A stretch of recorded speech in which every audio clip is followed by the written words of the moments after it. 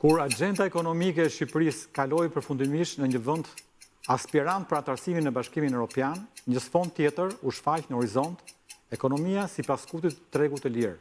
Sipas Bankës Botërore, rritja ekonomike në 2024 ishte gati 3.9%, ndërsa parashikimet për 2025 kanë projeksione pozitive. Vendi ka sa potencial, aq edhe presion për reforma që nxjerrin në pa konkurrencën reale. Po ashtu, papunësia e përgjithshme ra në 9.4% në 2024, megjithëse papunësia mes të rinjve mbetet e lartë. Kështu, ndonse ekonomia rritet, shumë të rinj janë jashtë dyrëve të tregut. Edhe rritja e të ardhurave, si ajo e pagave, mesatarisht 9.8%, jo gjithmonë barazohet me mundësi. Ndërkohë, investimet e huaja zonë rreth 6% të GDP-s, një shenjë që vendi ka potencial dhe tregu ndërkombëtar e beson. Por pa reforma të thella dhe institucione të forta, ky potencial mbetet në letër. Prandaj në këtë fazë nevojiten zgjedhje strategjike, çfarë Shqipërie duam të ndërtojmë në dekadën e ardhshme. Pikërisht tu hyn Banka Botërore, jo si një bankomat fondesh, por si partner reformash. Aktualisht, Shqipëria mbështetet me 7 projekte në zhvillim dhe mbi $600 milion në kredi. Nga ndërtimi i infrastrukturës, të arsimi dhe transformimi digital i shtetit, mbështetja është konkrete, por më e vlefshme është ekspertiza që vjen me të. Mes objektivave, punë të mira, kapital njerëzor më i fortë dhe rezistencë ndaj goditjeve ekonomike. Në prill të këtij viti nisi zbatimi i një projekti të rëndësishëm për modernizimin e qeverisjes digjitale.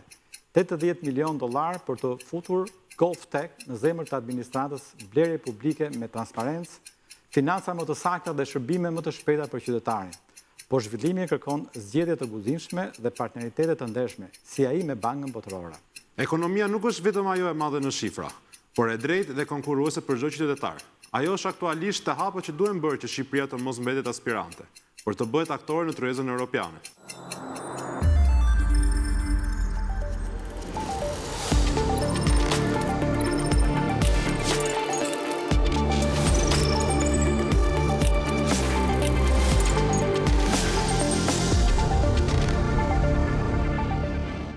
Mirë se vini në episodin e 9 të udhëtimit ton të Pasakon Kuota. Ekonomi me ritëm, Shqipëria midis projektit dhe perspektivës. Me mua, Gabriel Lasku. Dhe mua, Klejton Leka. Në udhëtimin ekonomik të Shqipërisë, si pjesë e udhëtimit të përgjithshëm të vendit, Banka Botërore i ka kaluar tashmë 3 dekadat e bashkëpunimit. Klejton, ti kur ke perceptuar për së pari se ka një institucion financiar që quhet Bankë Botërore? Në përlajme zakonisht, por ëllësi historike, jo diçka më shumë. Për disa ëllësi do të bisedojmë sot me Angela Montfaucon, senior ekonomist në zyrën e Bankës Botërore në Shqipëri. Mrs. Montfaucon, welcome to our show Kuota. Zonja Montfaucon, mirë se vini në emisionin ton, Kuota. Ekonomia e Shqipërisë rritet çdo vit, por produktiviteti i punës mbetet rreth 25-30% e mesatarës së BE-s. Çfarë mendoni ju? Çfarë mund të bëhet për të përshpejtuar këtë konvergjencë dhe përshpejtuar ritmin e rritjes së produktivitetit të punës për të arritur standardet e BE-s? A shihni ndonjë sektor që ka më shumë potencial për rritjen e produktivitetit të ekonomisë shqiptare? No, thanks a lot for your question. Yeah, you're right, Albania. Faleminderit shumë për pyetjen tuaj. Po, keni të drejtë. Shqipëria ka treguar një rritje ekonomike vërtet të fortë, pavarësisht zhvillimeve globale dhe të brendshme, por për të arritur vërtet BE-n dhe për të përshpejtuar konvergjencën, tani nevojiten reforma më të thella.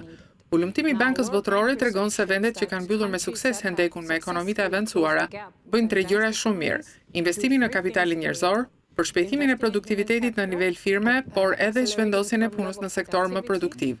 Kjo më sjell te sektorët kryesorë me potencialin më të madh. Do të përmend 4 prej tyre. I pari është bujqësia. Ajo punson ende rreth 30% të fuqisë punëtore shqiptare, por kontributi i saj në prodhimin e brendshëm bruto është më i ulët se kaq. Pra ne duhet modernizojmë, por dhe të përmirësojmë infrastrukturën rurale, për të siguruar që bujqësia po kontribon në zhvillimin rural. Dhe ajo që Banka Botërore po bën tani është të punojë me qeverinë për të siguruar që po forcojmë bujqësinë duke konsideruar ndryshimet klimaterike, bujqësinë e zgjuar. Po forcojmë sistemet e ujitjes, por edhe sistemet e sigurisë ushqimore, në mënyrë që inspektimet në kufi dhe kapacitetet laboratorike të përmirësohen, si dhe të forcohet zinxhiri i vlerës së produkteve të përpunuara bujqësore. I dyti është turizmi. Siç e dini, ky është një nxitës kryesor i rritjes në Shqipëri, por ende me vlerë dhe produktivitet të ulët. Pra ajo që nevojitet është të sigurohemi që po përmirësojmë asetet tona turistike, por edhe trajnojmë fuqinë punëtore për të siguruar që kapaciteti institucional është aty për të bërë që të rritet nga ky turizëm me produktivitet të ulët dhe vlerë të ulët në turizëm me cilësi më të lartë. Dhe Banka Botërore po punon me qeverinë në disa zona në jug të Shqipërisë për të përmirësuar zhvillimin ekonomik lokal që lidhet me turizmin. Sektori i tretë është zhvillimi digjital. Me popullsinë e re të Shqipërisë të aftë në teknologji, është shumë e rëndësishme që këto aftësi të zhvillohen dhe Shqipëria në fakt mund të bëhet një zonë për kontraktimin e bizneseve të shërbimeve dhe gjithashtu për shërbimet e IT-s. Prandaj ne po mbështesim programin GovTech për të siguruar që shërbimet digjitale të jenë të disponueshme gjërësisht për qytetarët dhe që këto aftësi të mësohen gjërësisht në shkolla. Dhe katërta është energjia. Shqipëria, e cila varet nga energjia e hidros, së fundmi ka investuar në energjinë diellore dhe të erës, që paraqet shumë potencial, duke u bërë tashmë një sektor eksporti. Kjo ka vlerë në eksportimin e produkteve me karbon të ulët për shkak të burimit të energjisë së saj elektrike. Dhe një temë ndërsektoriale që ndikon në produktivitet është informaliteti, i cili është diçka strukturore dhe duhet adresohet ndërsa vazhdojmë të përmirësojmë proceset tona të biznesit dhe ta bëjmë më të lirë dhe më të lehtë për ata në sektorin informal që të formalizohen. Pra nuk ka vetëm një pikë kyçe, por ka një rrugë të qartë për ju. Mrs. Montfaucon, I wanted to stop a bit on Albania's GDP. Zonja Montfaucon, do të ndalesha pak te GDP-ja e Shqipërisë. Investimet private janë aktualisht rreth 23% e GDP-së së Shqipërisë, ndërsa një ekonomi e qëndrueshme kërkon pak për të rritur deri në 25%. Çfarë duhet bëjmë për të inkurajuar investitorët të rrisin shpejtësinë e tyre dhe cilat janë fusha ku mund të ndodhë një kthes pozitive nëse ata do të mbështeteshin më mirë?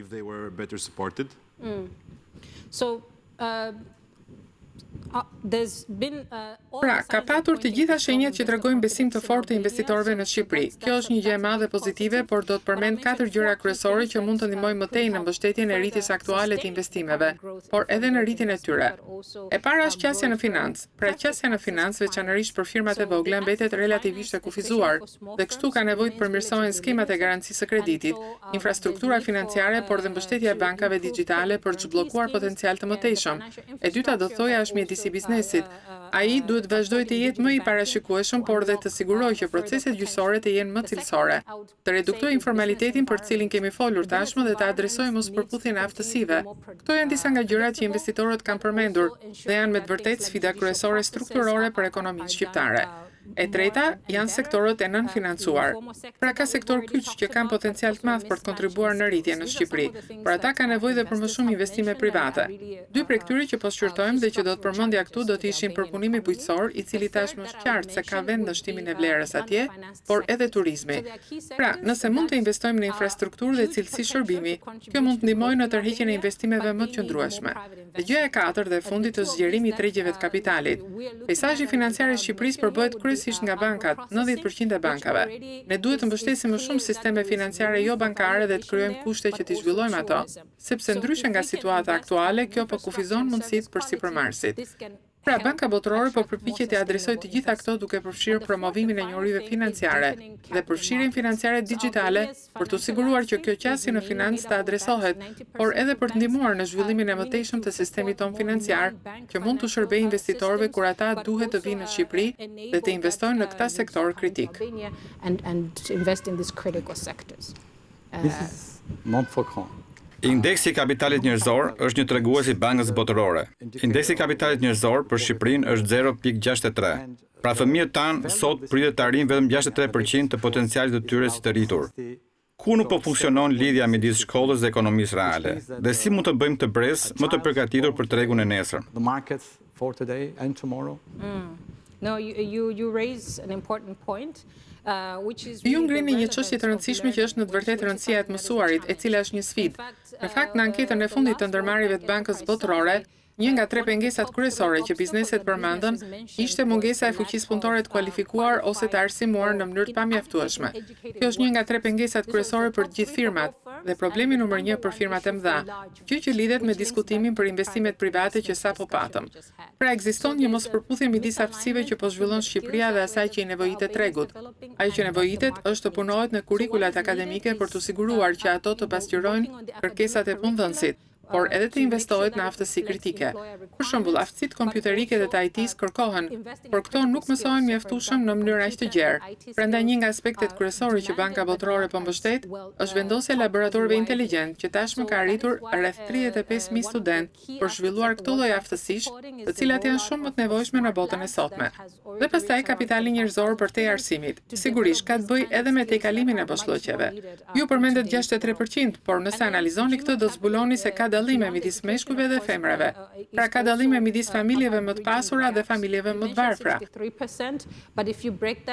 Këto rezultate mund të ndryshojnë mjaft, kështu që riangazhimi i fëmijëve jashtë shkollës për shembull dhe bashkëpunimi me qeverinë në sistemin e mbrojtjes sociale për të siguruar që ata potencialisht mund të prapambështeten për të arritur potencialin e tyre të plot, është gjithashtu diçka kritike. Dhe pastaj nga ana e kapitalit kemi folur për rritjen e produktivitetit në nivel firme, në mënyrë që të mundsoj firmave të jenë gjithashtu në gjendje të rrisin dhe punësojnë këtë fuqi punëtore që mund përgatitet nga sistemi arsimor. Pra, një dialog më i mirë midis industrisë dhe botës akademike dhe zhvillimi vazhdueshëm i kurikulave është me të vërtetë thelbësor këtu për të bërë. Të sigurohemi që investimi sot për fuqinë punëtore do të japë rezultate për të ardhmen. Kapitali dhe njohuria janë dy fokuse kryesore në konkurrueshmërinë konkurruese të Shqipërisë. Cili është fokusi i Bankës Botërore në këto dy fronte gjatë 5 viteve të ardhshme? Për sa i përket pjesës së njohurive, mendoj se këtu ka rëndësi diskutimi mbi arsimin. Pra e dini, investimi në këto aftësi digjitale, por dhe puna për të ndihmuar shtresat më të prekshme, edhe në aspekte të tjera, ne po shqyrtojmë jo vetëm transformimin e arsimit, por dhe sigurimin e aksesit në kujdesin arsimor gjatë fëmijërisë së hershme, si dhe për zhvilluar aftësi që në moshë të re, por për t'i mundsuar grave të hyjnë në fuqinë punëtore dhe të jenë qytetare produktive dhe kujdestare të tjera sigurisht. Pra mendoj se në frontin e njohurive çelësi është zhvillimi i sistemit arsimor dhe bërja e investimeve të duhura. Pastaj nga ana e kapitalit, siç e përmenda, është i rëndësishëm zhvillimi i sektorit privat dhe tërheqja e investimeve në sektor me potencial të lartë si agrobiznesi. Ne shpenzojmë rreth 30% të produktit përgjithshëm bruto në buxhetin publik. Sa efikas jemi në përdorimin e këtyre fondeve, veçanërisht në sektorë të tillë si arsimi dhe shëndetësia. Dhe nëse do të fillojmë një projekt të vogël, por të zgjuar më parë, cili është rekomandimi juaj se ku mund të fillojmë? What's your recommendation where you can start with? So that's a really important one. So first let's talk about public spending. Kjo është shumë e rëndësishme. Pra së pari të flasim për shpenzimet publike. Ja vlen të përmendim se menaxhimi i kujdesshëm fiskal i Shqipërisë ka qenë mjaft i mirë dhe borxhi publik ka rënë. Dhe kjo ka çuar Shqipërinë në disa përmirësime në aspektin e vlerësimit sovran. Pra të gjitha këto janë pozitive, por keni të drejtë që efikasiteti i shpenzimeve është thelbësor. Duhet të shohim rezultate dhe nëse mund të përfitojmë më shumë vlerë për paratë e shpenzuara, siç na pëlqen të themi ne në Bankën Botërore. Së pari për arsimin, shpenzimet për të, veçanërisht për student, janë rritur dhe janë zhvendosur më shumë drejt arsimit të lartë, gjë që ka ndodhur kryesisht për shkak të tendencave demografike dhe rënies së popullsisë në moshë studentore. Por sërish mbeten çështje kyçe dhe do të përmend tu disa prej tyre, si për shembull cilësia e mësimdhënies për një përputhje më të mirë midis arsimit dhe nevojave të tregut. Kur shohim shpenzimet për shëndetësinë, ato janë relativisht të ulta dhe Shqipëria raditet mes vendeve me shpenzimet më të larta nga xhepi. Pra presioni mbi familjet që duhet përballojnë trajtimin mjekësor është i lartë dhe fakti që Shqipëria po plaket mund të ushtrojë dhe më shumë presion mbi sistemin shëndetësor. Pra gjithë kjo do të thotë se duhet rimendohet mënyra se si shpenzohen fondet për shkak të ndryshimeve të popullsisë, si në aspektin e shëndetit, ashtu dhe të arsimit, por edhe duke u siguruar që po i përmirësojmë sistemet tona. Në frontin e shëndetësisë, Banka Botërore tashmë po punon me qeverinë për të modernizuar sistemet shëndetësore. Por nëse do të nisnim, siç thatë dhe ju, një reformë të vogël, por të zgjuar sot, mendoj se ajo duhet të ishte në arsimin e lartë, sepse adreson 3 gjëra kryesore që vazhdojnë të dalin në pa. Pra është një sektor ku demografia, nevojat ekonomike dhe përfitimet në efektivitetin e shpenzimeve përputhen. Të diplomuarit në universitet kanë pothuajse 2 fishin e shkallës së pjesëmarrjes në forcën punëtore, krahasuar me ata që kanë vetëm arsimin bazë. Pra do të ishte investim në sistemin e arsimit të lartë, jo vetëm dhe jo domosdoshmërisht të investojmë më shumë para atje, por në thelb që ato të sigurojnë që sistemi është i përshtatshëm për qëllimin. Banka Botërore po punon për riçikimin e financave publike dhe një pjesë e kësaj do të shqyrtojë efikasitetin e shpenzimeve, dhe se si në Shqipëri mund të ketë më shumë vlerë ose më shumë kthim për çdo lek që shpenzohet. Ky studim pritet të dalë pas disa muajsh.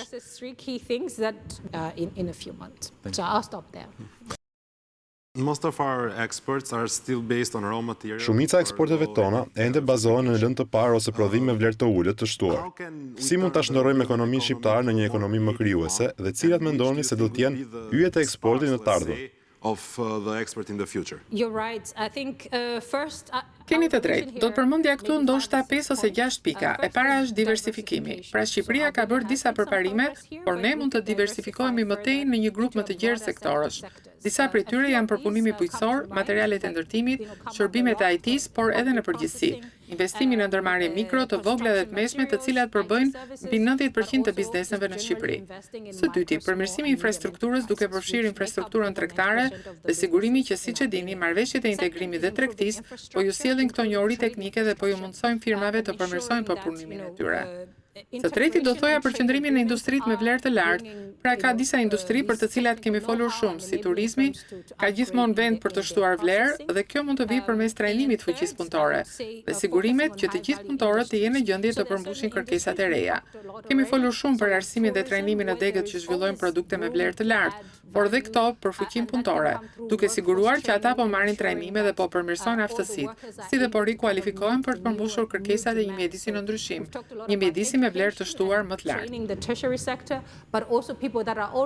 E katërta do të ishte shfrytëzimi i eksporteve me karbon të ulët si rezultat i gjenerimit të energjisë nga burimet ujore. E pesta do të ishte investimi në shërbime digjitale. Dhe e gjashta, përmirësimi përsëri i logjistikës dhe standardeve të cilësisë, për të siguruar që jemi në gjendje të përmbushim standardet e partnerëve të eksportit, për të arritur tek të gjithë partnerët tanë tregtarë dhe për të qenë në gjendje që firmat të mos kenë shumë vështirësi për të përmbushur standardet e cilësisë në sektor të ndryshëm. Pra, këto janë 6 gjërat që do të thoja. Banka Botërore po punon ngushtë me qeverinë për të përmirësuar logjistikën tregtare dhe për të ulur kostot jo tarifore dhe për të përmirësuar administratën doganore. Por përveç këtyre projekteve të investimit, është bashkëpunuar edhe me Agjencinë Shqiptare të Zhvillimit të Investimeve për të ndihmuar firmat që duan të hyjnë në tregtinë elektronike. Ndihmesa konsiston në krijimin e një udhëzuesi për tregtinë elektronike, në mënyrë që kompanitë të mund të kuptojnë se çfarë duhet dhe si mund të rrisin eksportet e tyre e të marrin vendime të informuara. Bena do not get little credit. Shqiptarët nuk marrin pa kredi, por prodhuesit dhe SME-t thonë se nuk kanë akses mjaftueshëm. Nga ana tjetër, bankat komerciale raportojnë likuiditete të larta. Pse është ende i vështirë financimi për ta? Ta ka një formulë më të thjeshtë për të ndihmuar më shumë biznesin real të ketë akses në kapital? No, absolutely right. Absolutisht e drejtë. Likuiditeti i lartë do të thotë që bankat janë të gatshme të japin hua dhe kemi parë një rritje graduale në fakt në raportet e kredisë private ndaj prodhimit brendshëm bruto, që do të thotë se ka një gatishmëri nga sektori financiar. Por mendoj se ka 3 gjëra kryesore që janë të nevojshme për të përmirësuar qasjen dhe ndoshta për të ulur rrezikun, veçanërisht në ndërmarrjet mikro, të vogla dhe të mesme, gjë që bëhet çështja kryesore pse ato mund të mos kenë qasje në financa. Pra si mund ta ulin perceptimin e rrezikut në këtë sektor? Një nga gjërat kryesore është modernizimi i informacionit të kreditit. Pra të sigurohemi që Shqipëria të ketë një sistem gjithëpërfshirës dhe modern të kreditit që mund t'i ndihmojë huadhënësit të vlerësojnë më mirë informacionin se kush po merr hua. Kjo është me të vërtetë thelbësore, sepse ndonjëherë vetëm për shkak të mungesës së informacionit rritet perceptimi i rrezikut. Pra mendoj se kjo është një nga çështjet kryesore që po punojmë me qeverinë. Përtej kësaj po shfrytëzojmë edhe teknologjinë për të zgjeruar jo vetëm përfshirjen financiare digjitale, por dhe njohuritë financiare. Pra nga njëra anë është oferta dhe krijimi i sigurisë që huadhënësit të kenë informacion. Por ekziston dhe ana e kërkesës, duke u siguruar që nëse jeni një firmë e vogël dhe keni nevojë për akses, të dini se si mund të përdorni shërbime digjitale për të aplikuar lehtësisht për kredi dhe për ta vendosur lehtësisht informacionin e saktë midis kërkesave, që si huadhënësit ashtu dhe huamarrësit të mund të takohen në mes dhe të përmbushin nevojat e secilit. Mendoj se kjo është gjëja kryesore këtu. Every year the World Bank publishes Çdo vit, Banka Botërore publikon një analizë të detajuar të Shqipërisë. Por sa prej tyre janë shndërruar në histori suksesi konkrete dhe nëse mundeni, mund të ndani një histori për ne sot ku rekomandimet që ata aplikuan për të e bën atë të shndrojnë në një histori suksesi? Sigurisht. Para se gjithash është e rëndësishme të përmendet se artimi politikave është, siç e dini, një sistem kompleks dhe përfshin shumë aktor. Pra nuk është gjëja më e lehtë të vësh merita specifike që Banka Botërore bëri këtë, por kemi disa histori suksesi që do të jemi të lumtur t'i ndajmë. Madje disa prej tyre mund të jenë përmendur gjatë diskutimit tonë sot. Njëra është integrimi i suksesshëm i Shqipërisë në hapësirën unike të pagesave në euro, SEPA. Pra kjo është diçka që ndodhi në bashkëpunim dhe ndihmë të ngushtë nga Banka Botërore, sigurisht e mbështetur nga qeveria dhe është me të vërtet një revolucion dhe ne konsiderojmë atë një nga sukseset më të mëdha kur mendojmë për sistemin financiar. Një tjetër që do të përmendim këtu për mjedisin dhe ekonominë qarkulluese.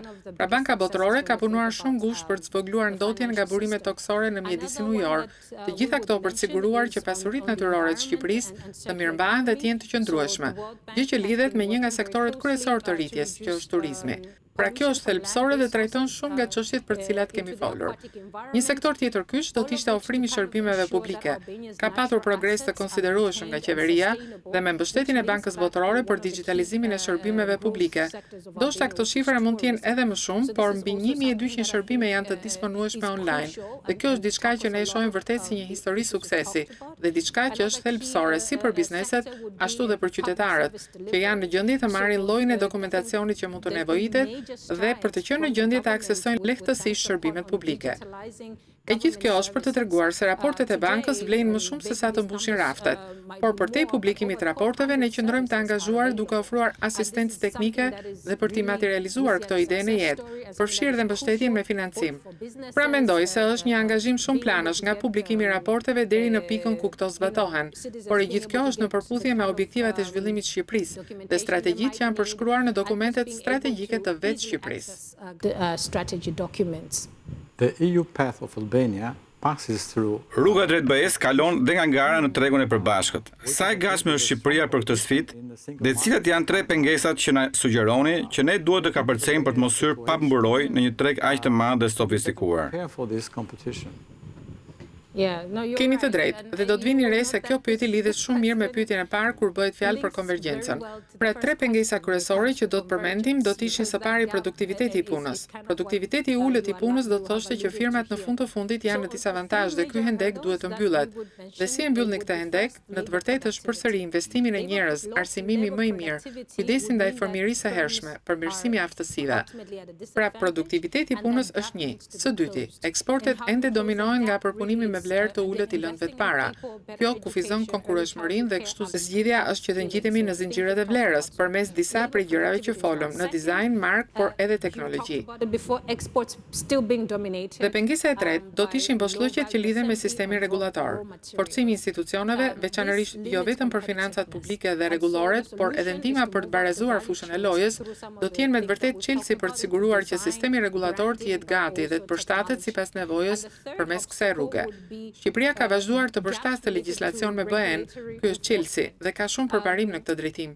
Por sfida është të sigurohemi që të veprojmë tani dhe të veprojmë me vendosmëri, sepse ky proces po ecën shpejt. Kështu që reformat më të shpejta dhe rritja e produktivitetit për të mbështetur inovacionin dhe rritjen do të ishin me të vërtetë çelësi për ta bërë antarësimin një mundësi për të gjithë. Mrs. Montfaucon, Zonja Montfaucon, faleminderit për njohuritë tuaj të vlefshme që i dhat kuotës. Faleminderit. for being with us. Thank you. It's a pleasure to be here. Pra Clayton, Banka Botërore nuk vjen vetëm për të dhënë para për projektet veçanta, vjen për të na sfiduar që të ndërtojmë institucione të forta, të bëjmë politika që funksionojnë dhe për të mos ndaluar të rritja, por të shohim punësimin, prodhimin dhe cilësinë e jetës që lindi nga kjo rritje. E qartë, po mbëri përshtypje indeksi kapitalit njerëzor vetëm 0.63. Po Clayton, që do të thotë se një fëmijë që lind sot në Shqipëri pritet të arrijë vetëm 63% të potencialit të tij si i rritur. Domethënë brezi im? Banka Botërore ka filluar ta masë këtë tregues nga 2010 deri në 2020. Në 2010 ka qenë 0.54, pra pak më shumë se gjysma, kurse në 2017 0.6, vetëm një vit më pas 0.65 dhe fundit në 2020 ishte 0.63. Pra, ai që ka lindur në 2010, kur të bëhet 20 vjeç, pritet të arrijë 54% të potencialit. Ta kthejmë nga gota e zbrazur. Çfarë bën 37%? 37% i papërmbushur tregon më pak mundësi për të arritur maksimumin e produktivitetit. Nuk më duket aq drejt e llogaritur, sepse me këtë teknologji shpërthyese si ka mundësi që nuk arrihet maksimumi i potencialit. Pikërisht këtë duhet të përmbush programimi, duke patur parasysh dhe specifikat e vendit. Pyetët shtrohen se si cilësia e arsimit përgatit për realitetin e tregut. A justifikon ky zinxhir humbjen e interesit për studimet, pra një shumicë të rinj shqiptar regjistrohen në universitete, por nuk kanë realisht interes për studimet, siç e tregojnë dhe mbyllja e disa degëve të klasike dhe të vështira? Po, është urgjente që universitetet të ndërtojnë ura me biznesin, të promovojnë aftësi si të menduarit kritik, si përmarrja, komunikimi ndërdisiplinar, dhe jo vetëm me projekte formale, por duke vendosur këto kompetenca në zemër të kurrikulës. Treguesi i kapitalit njerëzor nuk mat vetëm sa vite shkollë ka dikush, por sa vlen ato vite. Në fakt, teorikisht dihet që vendet me këtë tregues më të lartë kanë një GDP për frymë më të lartë dhe më të qëndrueshme. Rritja e kapitalit njerëzor është rruga më e sigurt drejt zhvillimit të afatgjat për Shqipërinë. Kjo do të thotë reforma të thellë në arsim, inovacion, universitete dhe mbi të gjitha një vizion i ri për rolin e individit në shoqëri. Po filloj të ndëroj. Nuk e kohë se kemi mbritur në fund të episodit. Mesazhi është i qartë, për të rritur treguesin e kapitalit njerëzor, duhet të rrisim realisht potencialin e brezit të ri. Dhe kjo nis në auditore, por nuk përfundon atje. Vetëm për pak dhe jashtë studios, cila është miliarderja më e re që ka krijuar pasurinë e saj nga e para sipas Forbes. Ndiqeni në vazhdim dhe kuotën deri në episodin e ardhshëm mund ta ndiqni online. Miropafshim.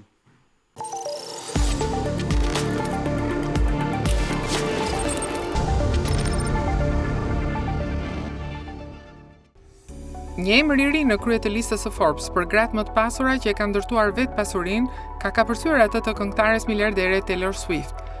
Ajo është Lucy Guo, një sipërmarrëse 30 vjeçare nga Los Angeles dhe themeluese platformës inovative Paces. Simboli i suksesit të ndërtuar vetë në botën e teknologjisë në listën e edicionit përvjetor të Forbes që mbush 10 vjet për gratë më të pasura në SBA, të cilat kanë krijuar pasurinë vetë, Guo është dhe më e reja ndërto, me një pasuri të vlerësuar në 1.3 miliard dollar. E lindur në Shtetet e Bashkuara nga prindër emigrant kinez, Lucy u rit në zonën e Gjirit të San Franciscos, ku dhe filloi të merrej me programim që në shkollë të mesme. Edhe pse u regjistrua në universitet për të studiuar shkencat kompjuterike, ajo u largua dhe filloi punë në 2015 si dizajner e produktesh në Quora, ku u njoh me partnerin e saj të arshëm në biznes Alexander Wang. Pas një periudhe të shkurtër në Snapchat, ata bashkëthemeluan kompaninë Scale AI në vitin 2016, një startup që sot vlerësohet me miliarda dollar. Guo u largua nga kompania në vitin 2018, por ruajti një pjesë të rëndësishme të aksioneve që sot përbën themelin e pasurisë së saj. Po atë vit ajo u përfshi në listën prestigjioze Forbes 30-9-30, që përzgjedh të rinjt më premtues në fusha të ndryshme. Platforma Paces nisi si projekt vetëm më 2022-shin, si një hapësirë ku krijuesit e përmbajtjes mund të ndërtojnë komunitete, të lidhen drejt për drejt me fansa dhe të monetizojnë përmbajtjen e tyre përmes mesazheve private, podcasteve, përmbajtjes ekskluzive dhe transmetimeve live. Vetëm brenda 2 vjetësh, platforma tërhoqi $50 milion në investime dhe vendosi Lucy Guon si një nga emrat më të fuqishëm në industrinë e teknologjisë dhe sipërmarrjes digjitale. Në një intervistë, ajo rrëfen se shkon në punë me skateboard elektrik dhe shoqërohet nga një asistent personal. Ha drejt në tavolinën e saj, nuk gatuan, nuk bën pazar dhe mbështetet kryesisht në dërgesa ushqimore. Edhe në udhëtime ajo vazhdon të punojë të paktën 8 orë në ditë. Nuk kam patur kurrë një ditë pushimi të mirëfillt, shprehet ajo. Disiplina është më e rëndësishme se gjumi, deklaron miliardera më e re nga puna e saj që me kalimin e 30-tave reflekton se çdo vit jam më e sigurt, më e lumtur, më e pasur dhe më tërheqëse.